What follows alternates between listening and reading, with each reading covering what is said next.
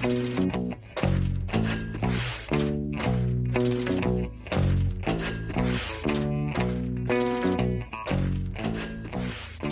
right, welcome to this week's episode of The Underside of Power. I'm Mark. And I'm Sean, and thank you guys for joining us this week, yet again. And just to catch everybody up on where we left off on our last episode, we were reviewing the Alberta 2019 general election with a post-mortem that nobody asked for or wanted, really. And since then, the Premier designate, Jason Kenney, has walked back his threats of turning off the oil taps to BC. He has canceled the Alberta Super Lab project here at the University of Alberta. And he has also voiced support with going along with the Fed's delayed pipeline plan. So I just really hope that everybody's getting what they want, because it appears that he's doing a really bang-up job of keeping track of and holding to each and every one of his promises so far. Yeah, I guess so, But as politics typically goes, unfortunately, we haven't had a chance to see what's going to happen in the ledge yet because they have not yet sat. But, I think a lot of the things that he promised will in some way or another come through. But like any campaign, a lot of it is just bravado or point scoring, as we typically see. So I also saw an interesting headline the other day. What was it? Him talking about how he actually prefers the federal carbon tax to the provincial one. So now that the election's over, he's not just talking about fighting two in a row, but I guess he's going to hang his hat on repealing the provincial and just embrace the federal. So, yeah, you're starting to see a little bit less strategic maneuvering as soon as the election's over, as always happens. I guess it's just, there's something to be said about getting comfortable, but to be comfortable before even moving into your office kind of thing. Anyways. Well, they're already in, right? They're done. I suppose they know so. No more points have to be scored, at least for the next 4 years, really. Next 3.5. True. And with the cultural memory being as short as it is, they probably don't need to ramp up the rhetoric for another 3 years at least. Yep. But, we shouldn't be too surprised to see the watering down of some of these policy ideas. Yeah. And as usual, I'm not. It's just like Trudeau and proportional representation, right? Yeah. Say something popular enough, you don't have to actually do it. So I think we came around this table today to talk about something that probably is a campaign promise that's probably going to be held to by Jason Kenney's United Conservatives in the legislature, and that is austerity and tax cuts. Right. So I think what a good way to approach this today would be kind of going over what is austerity in a general way, and then also what has it been in Alberta for the last few decades, and what it will now, I guess, continue to be under the UCP. Because if there's one thing that defines our economy, and especially the government management of it, it would be austerity. Those low tax, low spending, belt tightening kind of measures. Right. And so when we're talking about austerity, how do we define that? It's kind of a tricky thing because it's very conceptual, but I always think of austerity in relation to Ronald Reagan and Margaret Thatcher. Mm-hmm. You had kind of them in the 80s beginning the push towards neoliberal free trade that we see today. Mm-hmm. So the general idea is that, well, because trade and private industry is what makes a country's GDP grow, we want to keep tax revenue and tax and spending of government revenues as low as possible, allow the free market to work wherever it possibly can, and just encourage trade and investment with low tax rates.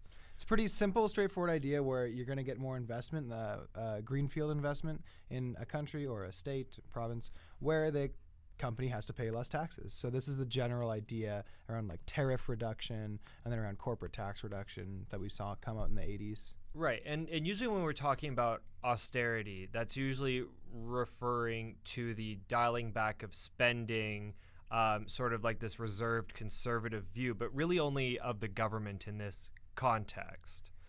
And when we talk about, because you sort of raise the specter of like Reagan economic policy, which is characterized, as you said, by low tax rates, which comes around to voodoo economics, or what's probably more commonly known as trickle-down economics. Mm-hmm. So it's kind of this idea that if we can just relieve as much government oversight and influence as possible, that your economy is just going to boom, take off, everyone's going to have lots of jobs, they're going to make more money, the corporations are going to make more money, they're the job creators after all.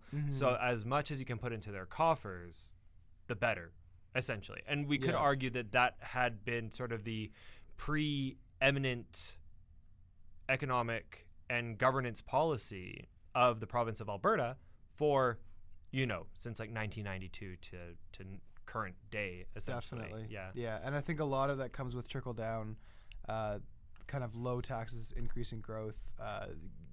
Kind of two of the main thrusts of that would be that it creates so much prosperity in terms of GDP growth that you can buy most things privately yourself, and so everyone's going to prosper. And then the second thrust of it is those public services that you do need, like healthcare or whatever. A lot of times, trickle-down advocates will say that even those will do better, because if you have a lower tax rate on the corporation, it will make so much more money that even with that lower tax rate, you'll still get a larger total revenue. Because you've lowered the tax rate by a few percentage points, but they make up for that in the growth that they get out of that lower investment. So those two things, first of all, you have enough private money anyway, and second of all, you may very well increase revenues by lowering taxes, are the kind of the two thrusts, I would say, of the idea of austerity.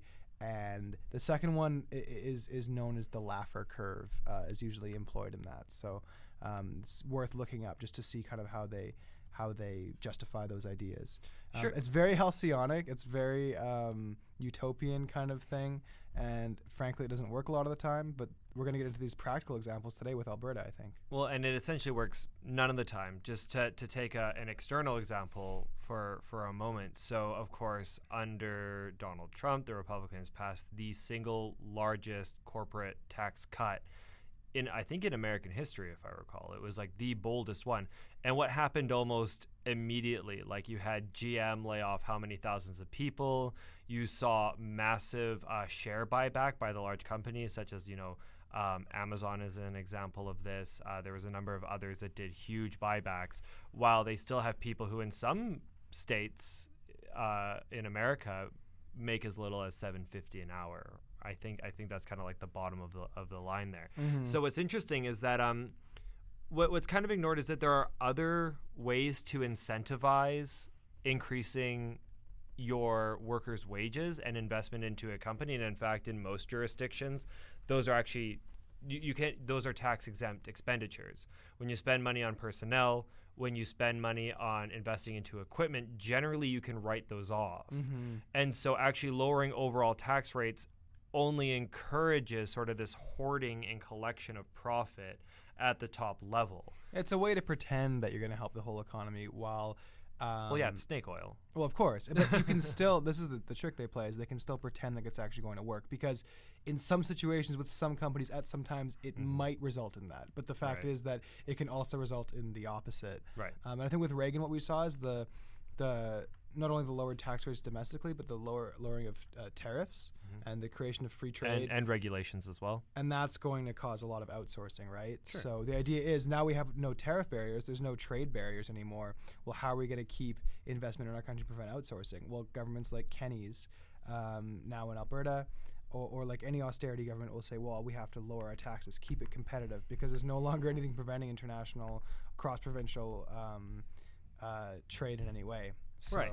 And so just to bounce off that sort of like neoliberal / economic libertarian angle, I just want to refer to a document written by the beloved Fraser Institute, which if people don't know who that is or what that organization is essentially, if you've heard of Veritas, if you've heard of the Heritage Foundation in the States, for instance, the Fraser Institute is basically the Canadian version, in that it's a sort of economic libertarian think tank, and their single issue is taxes.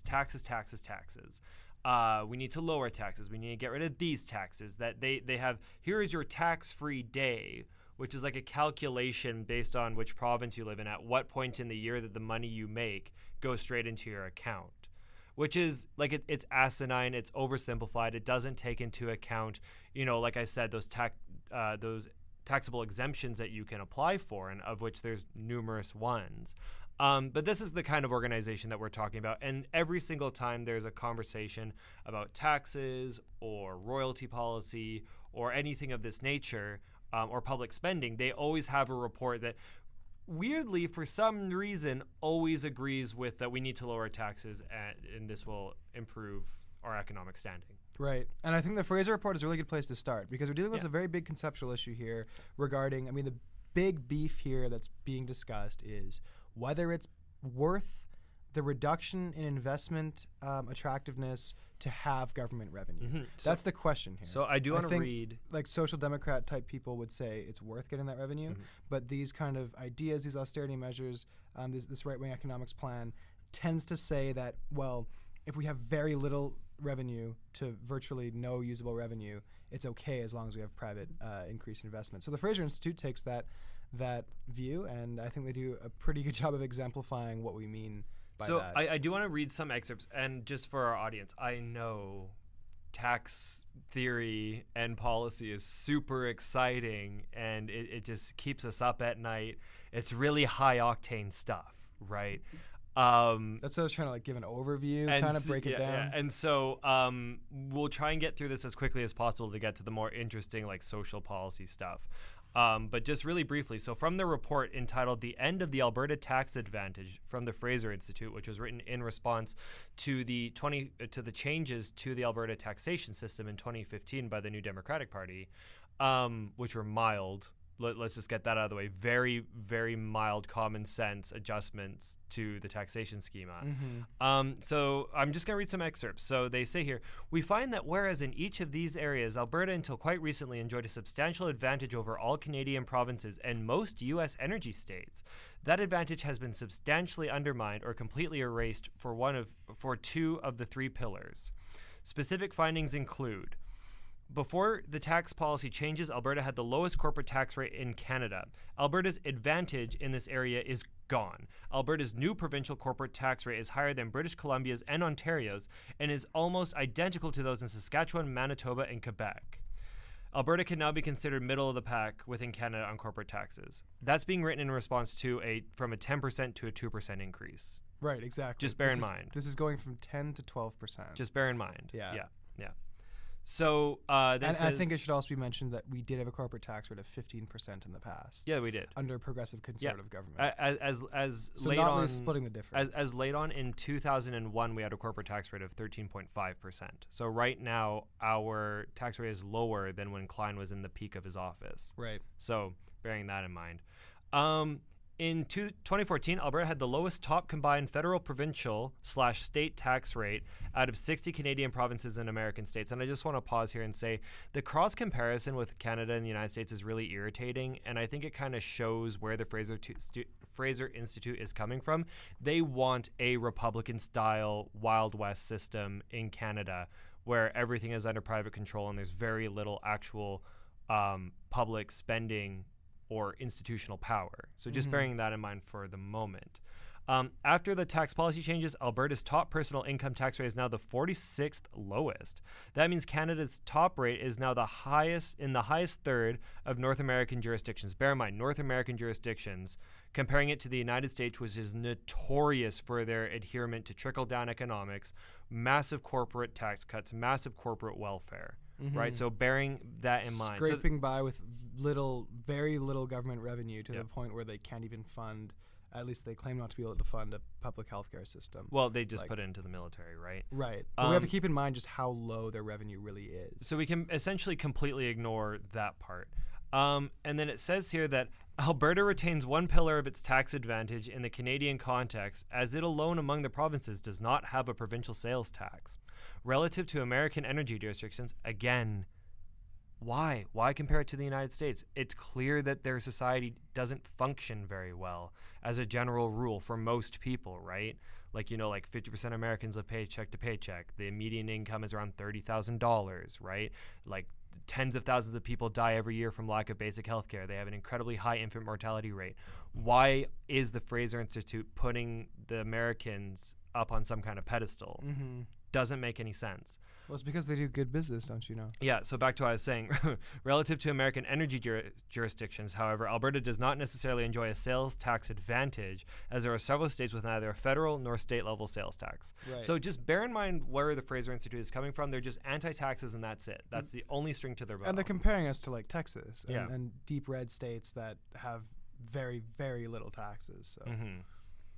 Yeah, and then I took another excerpt here that says, historically, the province's tax advantage consisted of 3 primary pillars, which was a single-rate personal income tax rate of 10%, the country's lowest corporate income tax rate of also 10%, and the absence of a provincial sales tax. So that's all they're on about. And the whole point of this report, and we'll post a link to it in the description, the whole point to this report is basically to say, and they go on and they describe, like, Alberta had the highest levels of growth of employment growth in Canada, that we had the highest GDP per capita ratio, kind of thing. All this stuff. One of the highest real GDP per worker on the North American continent in 2014. Notably, though, the states above the American states, which are the only units above us in this graph, are Wyoming, North Dakota, and Alaska, which are notorious for their low populations and oil wealth, right? Just like Alberta. Just like Alberta, right? So I'm assuming we would skew really high in the per capita measure because we have so few people. Yeah, as well. we have like 4 million people or something, Yeah. like just over. And so the thing is that they're trying to claim that the low tax rate that we had during those years was somehow responsible for our economic boom. Right, and also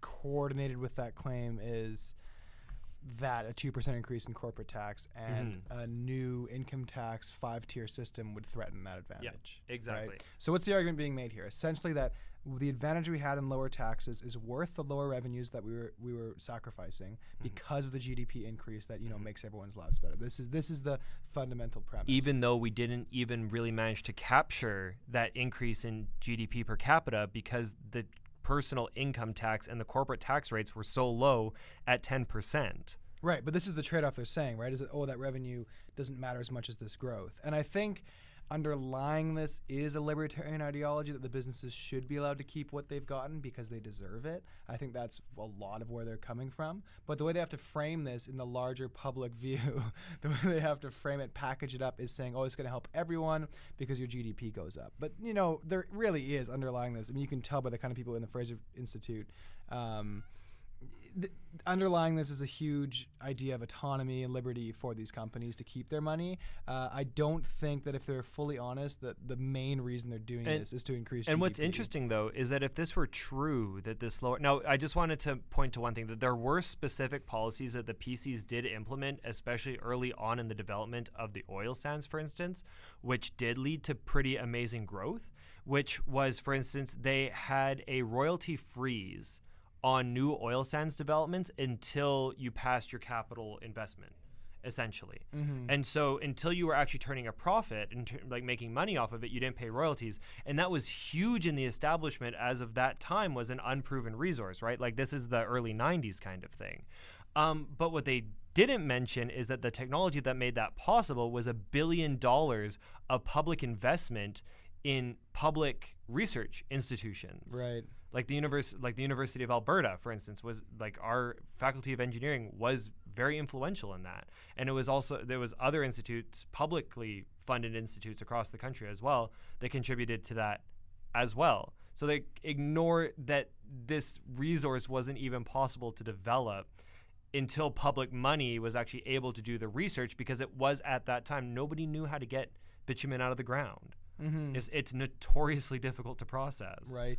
It's why it costs so much per barrel in order to make it economically viable. Yeah, and so that's why I'd say, as you said, with their potentially beneficial, potentially stimulating and investment attracting policies at the beginning, we did see throughout kind of the late 20th century, we did see some decent policy in terms of attracting investment. And I have no problem with attracting investment by being strategic about your tax rates. I mean, when it comes to royalties or corporate tax, you do have to be careful to not go too high. With the way that our free trade system is set up, you do have to watch out for that. But what I'm worried about is an extreme in the other direction, right? An extreme in the direction where, oh, sure, we're attracting investment, but at what point do we just completely stop taking in more than we're spending? And in these kind of projects, like you said, spending on the startup, and we're also going to be spending on the cleanup. Oh, yeah, the $260 billion cleanup liability. For orphan wells and these kind of things. Yep. And in the middle, well, where are we getting that revenue back? So this is the balance, right? And we need to attract investment, of course. That's the reality of a free trade system like we have. But you can't do that at the expense of all revenue. And right now, with the kind of deficit we'll run after startup and cleanup, with nothing to show in between in terms of revenue, that's a danger. And I think this is why I'm saying that the Fraser Institute report is too far on the one extreme for me, because they're not balancing these two considerations. And the one thing that I just want to, and then we should move on to some of the other elements and the other documents we wanted to review. But I have it noted here, but the stupid thing, the economy crashed in 2015 with falling oil prices, meaning that it's possible the low taxes were not, and royalties were not the reason for this economic golden age in the province.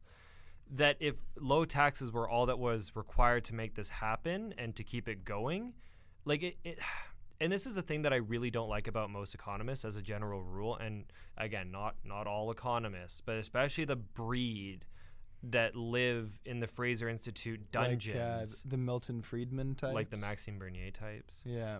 Yeah. I think Milton Friedman needs to take a lot of the heat for this kind of ideology. Yeah, he does. But he definitely does. But the thing that I was going to say to that is that they have no understanding of like the externalities. Like it wasn't that we were producing at that time an expensive and valuable commodity in the form of oil, and specifically synthetic crude, that we could sell to the Americans so that they could make gasoline.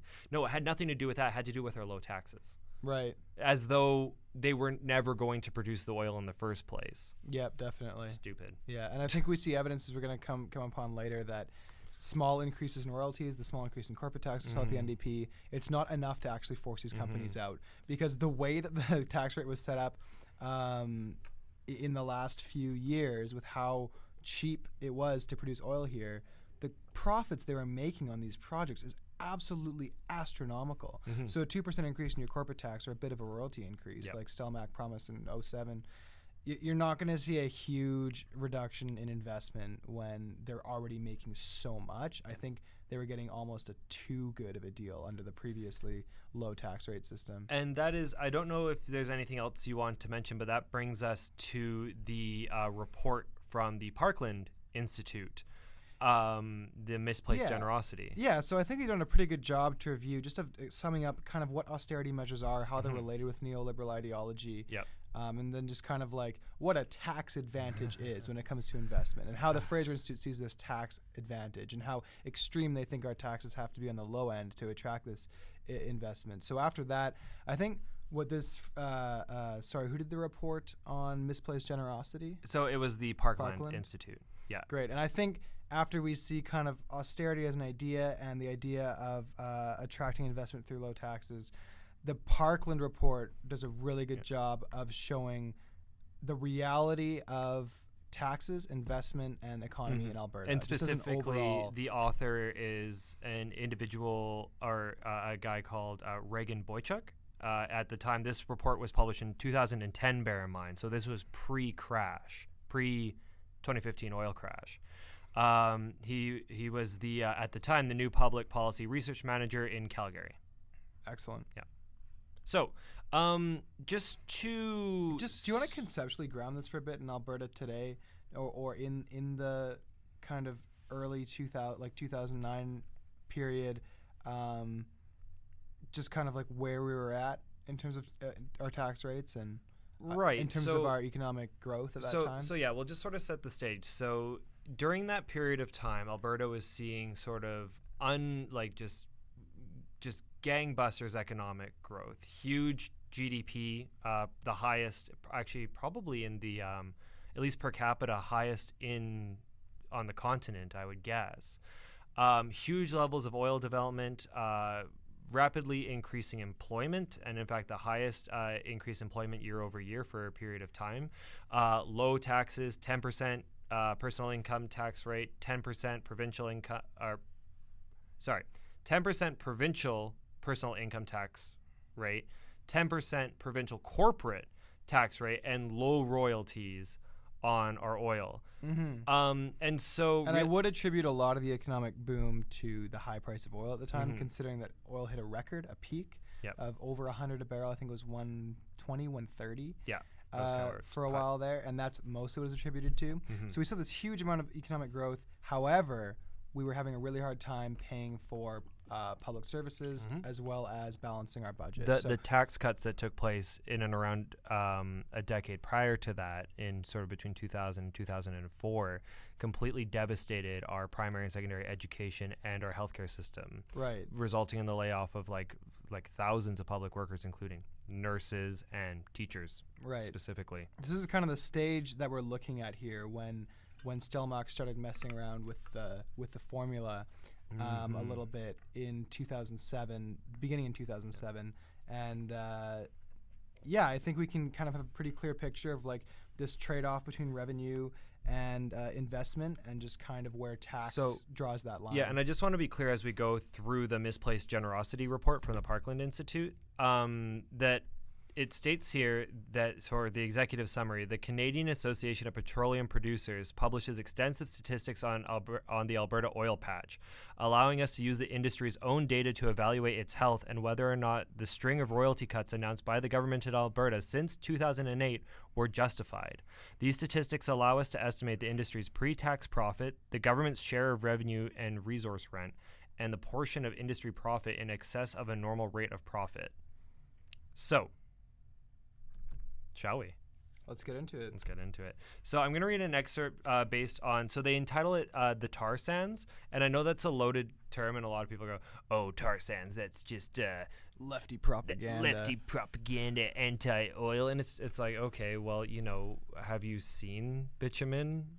It's tar. Right. It's the same stuff that like tar pits are made out of that we find fossilized dinosaurs in. I think similar, very similar. In the same way that lefties can be counted on to use the word tar sands, you can count on right-wingers to use the word oil sands. Yeah. Because they want to kind of emphasize and exaggerate the quality of the oil that we have in Alberta. Yeah, that's true. So I do see a lot of ideology in calling it oil sands as well. So it says here, so I'm going to try, and I don't want to necessarily read this whole thing, but here, let's just review kind of like what Stelmach promised to do with the royalties in order to get more money into Alberta's coffers, and then why that didn't end up following through. Okay, so you just want me to read this after then? Sorry? You just want me to read the tar sands excerpt after then? Oh, you were going into that. Okay, yeah, sure. Let's begin with that, and then we'll go on to because that comes up later, because more the policy details later on. Sure. So it says here, so the vast majority of the province's oil and gas has already been produced. This is conventional oil and gas. Alberta's traditional oil production peaked in the early 1970s and has declined every year since 1997. By 2005, production was half of what it had been in 1990. Natural gas production peaked a decade ago, so that's methane gas. So declining production combined with reduced prices means Alberta will never again enjoy the spike in royalties it saw briefly at the height of the last boom. More than 90% of the province's known oil is gone, as is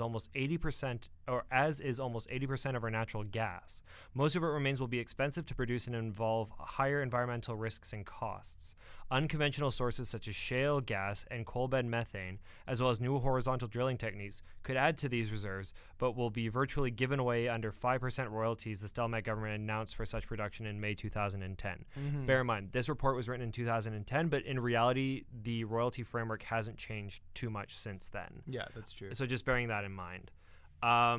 So it did change when the NDP came into power. I think it was in 2017 was the last review, but at that point, like the oil industry was basically dead Right. on its and feet. the NDP did do a lot less than we were anticipating in terms of royalties. We did not see a dramatic change in royalties in the same way that we saw a tax rate overhaul on income and corporate tax. So unfortunately, I really wish they would have. But as let's see here. So we're going to move on to this next section here. So then it goes on to talk about how we started. I think if you want to just dwell on that for a second, though. Which? What does that mean if we missed the greatest amount of oil being extracted and gas being extracted while we had the lowest royalty rate? What kind of opportunity, what kind of window did we miss in the last few decades? I mean, this is something I really like to focus on when you contrast Alberta with Norway. Yeah, that's right. Yes, this is correct. Looked into the Norwegian Wealth Fund. So there's a really good infographic. I found a couple online where it shows like the meter full in Norway with a few billion, and in Alberta a very small little like thermometer next to each other. And you have the plans on this one infographic I saw laid out side by side, and it is absolutely fascinating to see how Norway planned out the royalties so that at the peak of oil price and oil production, they were getting a really solid amount of royalties, and they still have all that money in a sovereign wealth fund, which they then reinvest in other things and then profit off of. Saudi Arabia has done the same thing. With their sovereign wealth fund. It really speaks to something. So what kind of window did we miss here? It really speaks to something that when you have Norway and Saudi Arabia adopting the same protectionist policy for the benefit of their own respective economies, not dwelling on the politics of the two nations, and we did not do that, that's embarrassing. Like, and this is sort of like it's a joke that I've been making recently about sort of the Edmonton work ethic, which is, you know, doesn't exist essentially. This is almost what I'm talking about. It isn't that nobody else thought about it. It's just that the people in power of this province, the progressive conservatives, were either so uninspired or, to be quite frank, just dumb. Or corrupt that they couldn't see the forest for the trees, essentially, and they missed this tremendous opportunity. Yeah, it's really sad because these days, no matter how high we get that royalty rate, we're not going to be seeing the same kind of revenues we could have gotten before. We'll never have the sovereign wealth fund that Norway has. Exactly, and so it says here, so we had to move on to the oil sands because we ran out. We basically could not produce the same amount of oil and natural gas that petered out in 2005. So it was a window of 15 years, and we missed it entirely, essentially, from 1990 to 2005. Alberta's progressive conservative governments have embarrassingly little to show for the staggering amount of oil and gas produced under their watch. The Heritage Trust Fund, started in 1976, reached its peak value of $12.7 billion a generation ago in 1987, when further deposits were discontinued. Inflation in the years since has eroded the real value of that sum by half. And that nest egg is paltry compared to what other jurisdictions have managed to stock away. Alaska has stockpiled $37.3 billion since 1976, and Norway has amassed $512 billion since 1990. Bear in mind, this is in 2010. Do you know how Norway did it, by the way? I just want to finish the sentence. It should come as no surprise that the progressive conservatives, having squandered so much of Alberta's natural wealth, would hitch their wagon to what remains, the tar sands, of which more than 95% awaits production as of 2010. Damn. Yeah, it's pretty embarrassing. I mean, it shows a major lack of foresight, I think, which is our main problem, is we always went with the easiest solution with the lowest upfront cost. But Norway proved that high upfront costs led to high profits later on. The way Norway accomplished $500 billion compared to Alaska's, what was it, 60, 70 billion? So Alaska has stockpiled $37.3 billion. Okay, so 37 billion compared to our what used to be 11, compared to Norway's 500 billion. Norway nationalized the oil industry. So what they've done is they took a ton of government revenue, which they were posting massive surpluses back in the 60s, 70s when oil production started really kicking off. And they used their massive government surpluses to invest in oil, so they didn't have to have a low tax rate to attract private companies. So get that. They had their own government companies going in and doing it, and because it wasn't a private company, they could raise the tax rate as much as they wanted on that company, and they were able to get a ton of tax revenue out of their oil, which they now use to their benefit to this day. So then it kind of comes around to the question then, well, why was it that we didn't have adequate royalties, taxes, revenue collection streams as compared to these other countries? And with Norway, you said, well, because they nationalized it. And This is probably one of the more controversial opinions that I have. I don't believe that oil development should be private. If you have a resource that's necessary for your national security, it cannot be left in the hands of private interests. Right. This applies to like military industrial complexes and war profiteers. This applies to oil companies. This applies, also to pharmaceutical research as well, which the vast majority is publicly funded, essentially. Like 95% or higher is publicly funded. You cannot trust private entities with resources that your national security depends on. Like, it makes no sense. So not only does the national security depend on it, but oil is such a inelastic resource. Mm-hmm. It has such a low elasticity of demand that if you were to make it nationalized, you wouldn't really see an increase in price. You wouldn't. And here's the thing. So why did we do this? So there's a section here entitled Industry Cries Poor. And also, I think along with this, go ahead. Why do we continue to insist that a low royalty rate is a good thing after we've lost so much money with a low royalty rate? Because people don't know their history, they don't understand other systems, and they believe in a neoliberal economic framework that prides itself on a trickle-down theory that doesn't work. And I think that's what we're about to get into is that Stelmach tried to kind of reverse this trend a little bit, and there was so much pushback because of this trickle-down emphasis that he ended up scrapping his increase. It wasn't even trickle-down. It was literally just the companies wanted the money, because here it is. Well, they're worried about corporate strikes, right? Capital strikes. Which would never happen because the resources are here. You can't take the oil out of the province, right? Unless you process it, in which case that's the business. Like, motherfucker, like, just do your job, right? So the day before the Stelmach government was to unveil the results of its 2010 competitiveness review, Calgary energy investment analyst Peter Linder shared his insight. The president of Delta One Strategic Energy was confident the pending announcement would include royalty cuts. Delta One Strategic Energy. I just want you to dwell on that name for a moment and just think, like, how like pretentious and foppy is that bullshit? The perception is that big oil companies are making huge windfall profits, which they weren't and aren't, Linder told CBC listeners. If you go back for the last 10 years, I would suggest that the rate of return of the industry for their investment is under 10%. In reality, the industry enjoyed $148.6 billion in pre-tax profit on $273.4 billion in cost between 1990 and 2008, a return of more than 54%.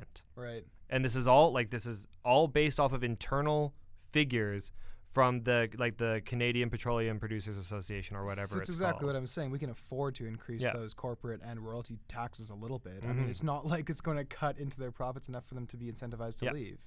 Linder described, especially after the operation's already started here. Linder described the higher royalties as a major mistake implemented regardless of how competitive our province is and regardless as to what the industry's reaction would be.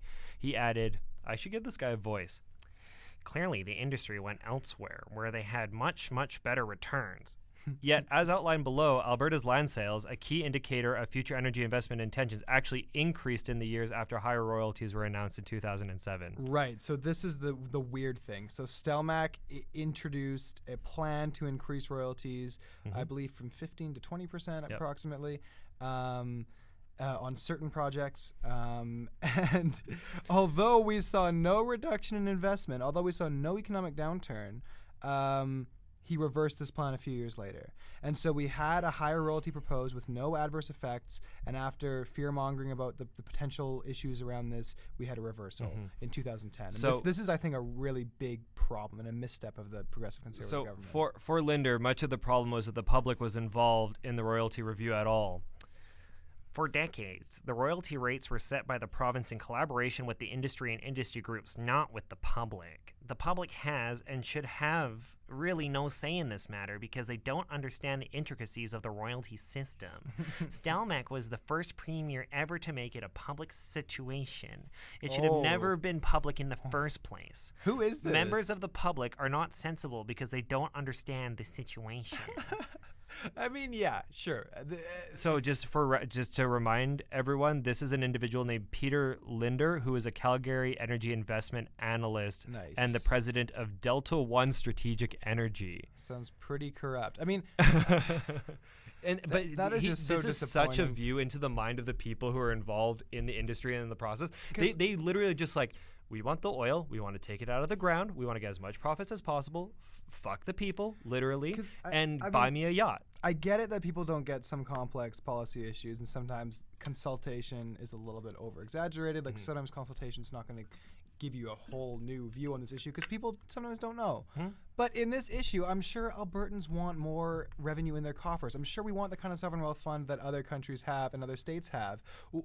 Why is that so hard to understand that the public stake here is about keeping the money from the resources that we own as residents of this area? Like, sure, they don't have expertise in the area, but I mean, it just seems really ridiculous. Like, they know well enough that they want the money that comes from our resources. And I just want to be mindful of the time because we're running out. So the question then boils down to, well, then why did they do it? Why did they reduce the royalties? And why did Stelmach back off? Why did Stelmach back off? Why do they hate not at least 2% corporate tax increase? And so it all comes down to, so there's a couple of sections that we're not going to get to today, but we'll also be posting this document up for people to read as well because it is interesting. And so this would be the last section that I want to touch on. So it's called Politicking and Influence. So the progressive conservative government's royalty cuts can't be explained by public opinion and can't be justified by its own economic analysis. There must be other reasons. Possible explanations include the progressive conservatives' business-friendly ideology and the fear of a capital strike on the part of the oil and gas industry, which we established can't happen because the oil's here. You develop it here, or you don't develop it at all. It doesn't work that way. They play. You have the negotiating advantage by having the oil on your territory. Right. So, the scale of profits enjoyed by the oil patch demonstrates the misplaced generosity of progressive conservative ideology and the actual record of oil field investment after the 2007 royalty changes demonstrates that fear of a capital strike were exaggerated. Another likely explanation for the royalty cut suggests a political threat, the Wild Rose Alliance Party. This new political party emerged at the height of the royalty debate, capitalizing on disenchanted progressive conservative politicians and members, building support in Alberta's oil capital, Calgary. Canada West Foundation President Roger Gibbons said of the royalty cuts at the time, it will shore up support with the oil patch, which had been shifting its support to the Wild Rose Alliance Party since the progressive conservatives decided to raise royalties. Right. That is not insignificant in terms of financial and organizational support. That doesn't necessarily carry a lot of votes, but it's important. Right. So I think we saw a party choosing power over policy in this case. Instead of having policy that works for everyone, that actually does contribute to more revenue and no economic downturn at all, we had them choosing a policy that won them some votes. And I totally see that because you have the Wild Rose with their libertarian ideology that is very anti-taxation, and the PCs are trying to play ball. And it's kind of sad because Stelmach's plan had a lot of vision, I think. I think it had a lot of proper managerial foresight involved in it. I think it would have led to a better future, and we had them kowtowing for votes instead, which is a damn shame. It says here, another possible contributing factor is political party donations and party politics. Some explain the royalty cuts by noting the progressive conservatives were hit by big losses in political donations after the royalty changes. Of course. So this is where it So comes they were in from, bed right? with them. They were in bed with them the entire time. It's corruption. Well, Kevin, I still have yet to read the book, but I got it, signed when he did that talk over at McEwen, which was Oil's Deep State, right? Written by Kevin Taft, and it's all about how the oil companies corrupted and took over Alberta, from our judicial system to our education system to our environmental regulation to our oil development. And to our political system, which they buy favors in either through campaign donations or promising to do business with these politicians in the future. Right. It's no secret that Jim Prentice had a lot of private connections, for example. Yeah. So and I mean, the other big one I would cite is Kevin Taft again, his Follow the Money, which he did work on with a few professors from Edmonton, such as some in McEwen University, some economists, showing how much we were fleeced for our oil and how much we were leached on over this period, how much we lost in terms of revenue just to attract business and not have any of those difficult conversations with the companies we were trying to attract investment from. Oil's Deep State and Follow the Money by Kevin Taft both do a really good job of explaining this situation. I mean, we got fleeced. Like we're trying to attract private investment. Like drive through Edmonton, drive through parts of Calgary, come back and tell me that this was a province that took hundreds of billions of dollars of oil revenue out of the ground. Yeah. I dare you. Drive down 118th, drive down Gateway Boulevard, Drive down any one of these streets. Look at the panhandling. Look at the destitute people and homes. Look at the infrastructure. Look at the decaying infrastructure that just is wrapped around this city. The god-awful public transportation systems. Oh, the LRT. The complete lack of planning. Now, the C train's actually a little bit better, so we'll give credit where credit is due on this front. Right. But, like, this is not the capital city of a province that took hundreds of billions of dollars of wealth out of the ground. Right. Except that it was, and we got fleeced. And we should be embarrassed about that. So it comes back to really the balance between having government revenue, having money in our coffers publicly for our use as a public entity, and attracting investment to increase GDP growth. And as we've seen in this report, Stelmach's plan to increase taxes did not present a challenge to our GDP growth. Nope. We saw, if you look at this report, misplaced generosity by... so it's by the Parkland Institute. By the Parkland Institute. And I should mention, using internal figures to the industry, of course, and fully sourced versus the Fraser Institute, which literally just took data off of the StatCan website. The Fraser Institute looks like a high school social studies paper. They do. It looks like a joke. That's why I wanted to compare the two, because the Fraser Institute's report on the end of the Alberta tax advantage versus this Parkland Institute paper, like the Fraser, if you learn anything from this episode, the Fraser Institute is a joke. Yeah. And if you take anything that they say seriously after reading it yourself, you're a rube. Absolutely. And you shouldn't be allowed to vote. Definitely. And I think it's a major overarching point that I want people to take away from this, just in the last few minutes that we have, is just what's at stake if we lose government revenue, right? So we've seen from the Stelmach plan, which eventually was scrapped in 2010 for lower royalties, that higher royalties would not have caused a problem with our economic growth. So if we're not having that problem and we're getting more revenue, well, this is something we should definitely pursue, because what are the costs of not having that revenue, of attracting investment at all costs, regardless of how little we have to show for it at the end of the day? Well, I think you did a really good job of summing it up. The infrastructure, our healthcare, education systems not being funded properly. This is the problem. Like, we literally didn't have enough schools or hospitals in the province. Right. Low revenue is a threat to the government because low spending is a threat to our lives. And you know what's really funny, and this is kind of what I want to close out on, low spending is a threat also to the economy. So if you look at Keynesian economics, one of my favorite kind of post-Keynesian or neo-Keynesian writers would be the guy who Joseph Stiglitz, the guy who wrote Globalization and Its Discontents. And he also wrote The High Price of Inequality. So what a lot of these guys point out with this Keynesian approach is that, well, if you invest dollars from revenue in these kind of industries into education, into healthcare, which are perennial systems, which have perennial job creation, you will create, and the Parkland Institute report actually does go over this, which is fascinating. You can find it in there. You will create up to 2 to 3 times more jobs than investing these dollars back into oil or cutting taxes on oil. So the threat we're seeing here is that we haven't properly balanced our low taxes to attract investment and high-ish taxes to increase revenue. And now what we've seen is we have a long way to go before we'd actually start repelling investment. But we're not even close to the threshold we need to actually support our economy and our healthcare and education. And if we only had this public funds to invest in things like we've seen with Norway, their sovereign wealth fund does extremely well. Saudi Arabia are mostly divesting from oil and investing into other projects because they see the future and they have foresight. It kind of helps also not to have elections, because then you get to plan a lot in ahead. But this is what we're missing out on. So all these costs of like, oh, we're going to lower investment, having found out that they're not true, all we've done is deprived ourselves of a huge revenue source, and we've missed the window. It's too late. Yeah, and I mean, I kind of want to close on there because I couldn't say better, other than the only thing that I would say is that, the PCs did have a political dynasty of 4 decades. They weren't necessarily that worried about elections most times, although there are a couple of times where it came close, like when the last oil crash happened in the early 1980s, and the estimates were if it had happened like 6 months prior, we might have had an NDP government under Grant Notley during that time.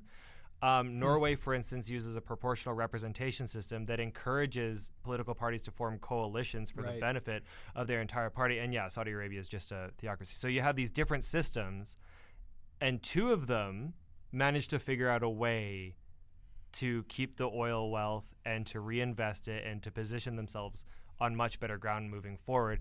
And then you have Alberta, where there are people who literally voted in a party filled with homophobes and racists and bigots, literally, like quite literally, because they promised them that we're going to bring jobs back because we're going to cut the taxes. If you boil down their tax policy, what they're promising is to take money away from Albertans. Yeah, like the super lab that they just canceled. Yeah, that's a good example. And when it comes to oil, even before you get beyond spending, when it comes to tax revenues themselves, you're promising to give away our oil to the lowest bidder without us having anything to show for it. So and this is something I'm really worried about. We just elected a government that, and this is my number one issue in the election, we elected a government who's not going to return to us the value that is in the ground in the province where we live, and that's the real problem. So I think that kind of broadly rounds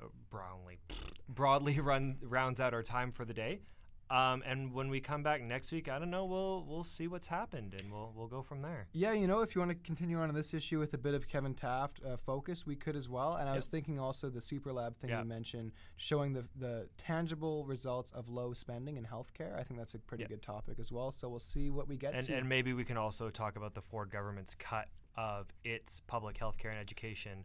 Did you see the teacher job cuts in Ontario? Let's save that for next week. Let's go over that, because we're facing into the maw of that right now. We're facing into the maw of austerity, right, as it were. So, that has been our view into the underside of power. I'm Mark, and I'm Sean again, and see you next week. Yeah, thank you very much for joining us. I'm excited to get the ball rolling on this. And if you checked out last week's episode, that's great. If not, go back and check it out, summing up all the kind of election post-mortem details that you'd probably want to know. So, like, share, and subscribe.